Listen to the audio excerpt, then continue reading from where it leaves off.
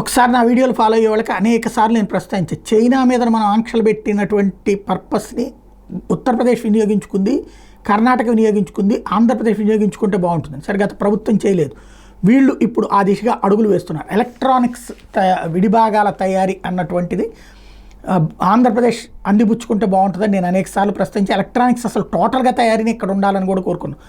ఇప్పుడైతే లోకేష్ నేను చెప్తున్నా 2014 నాటికి రాష్ట్రంలో సెల్ ఫోన్లు తయారీ అనేది లేదు. చంద్రబాబు నాయకత్వంలో 2019 నాటికి దాన్ని 25% తీసుకొస్తే వైకా ప్రభుత్వం దాన్ని 5% పడిపోయేలా చేసింది.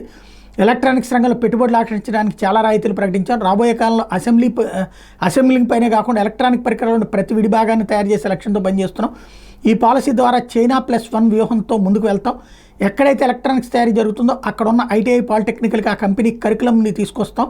కడప, చిత్తూరు, నెల్లూరు నోడ్లో ఎలక్ట్రానిక్స్ తయారీ పరిశ్రమలు, కర్నూలులో డ్రోన్ తయారీ, విశాఖలో వైద్య పరికరాల తయారీ యూనిట్లు ఏర్పాటు చేస్తాం. గత ప్రభుత్వం పెట్టిన బకాయిలు కూడా యుద్ధ ప్రాతిపదికన చెల్లిస్తామని ప్రకటించారు.